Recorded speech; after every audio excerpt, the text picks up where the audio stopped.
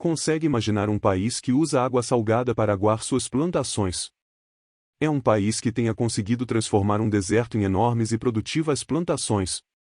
E aí é um país que, mesmo situado em uma das zonas mais secas do planeta, conseguiu ter uma reserva de água quase infinita. E pode até parecer mentira, mas este país está localizado sobre dois exércitos: o deserto do Negueb e o deserto da Judéia, e é um caso único de país que possui menos área de deserto hoje do que tinha há 50 anos. É claro que estamos falando de Israel.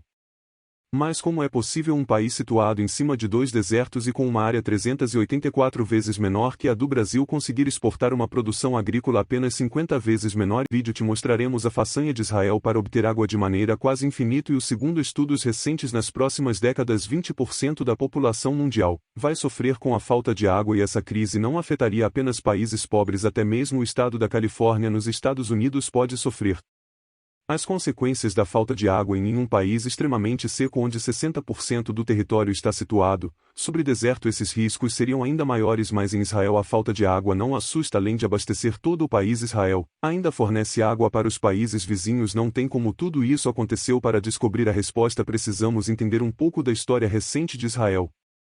E em 1920 o território que hoje pertence a Israel era controlado pelo governo britânico, e por falta de água não seria possível continuar recebendo de Deus por muito tempo.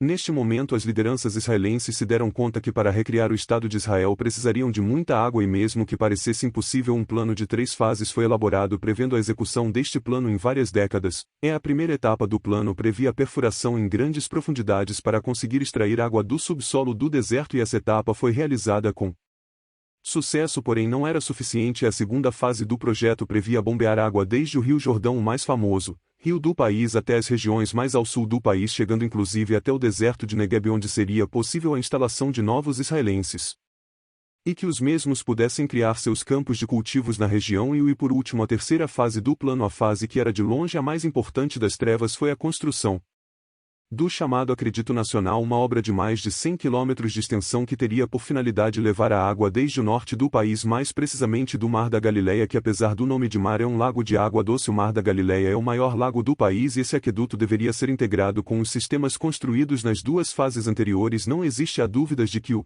plano era importante, sua implantação era algo urgente, pois o país, que possui 806 mil habitantes no dia 1425 de 1948, data em que foi declarada a independência de Israel, viu sua população ganhar mais de 700 e os 3 anos seguintes, e para manter toda essa gente, era necessário ter água, muita água. As restrições de água eram cada vez mais severas e o plano precisava ser executado. Mas o dinheiro para executar um plano tão caro, né? Nós estamos falando de uma época em que Israel era um país pobre e grande parte dos poucos recursos que tinham eram comprometidos com gastos militares para garantir a defesa do país recém-criado. E aí foi neste momento que o primeiro-ministro do país, David Ben-Gurion, tomou uma decisão muito polêmica que poderia ter mergulhado o país em conflito social. O governo aceitou o pagamento de cerca de 3 bilhões de marcos alemães, como compensação pelas atrocidades cometidas pelo governo de Adolf Hitler contra os judeus. Muitos judeus se revoltaram com este acordo, pois não aceitavam uma recompensa financeira por tantas mortes provocadas, e que a dor do povo judeu não poderia ser sanada com dinheiro nenhum. Mesmo com muitos protestos e diversas manifestações contrárias ao acordo, o parlamento israelense aprovou o acordo por apenas 2 votos de diferença, e o acordo selado. Dinheiro já não era problema, e a execução do plano foi iniciada em 1964. Estavam realizadas as 3 fases do plano. Israel de experimentar um grande crescimento tanto populacional quanto econômico, e com os recursos disponíveis bem aplicados, Israel cresceu e se tornou um país moderno e próspero,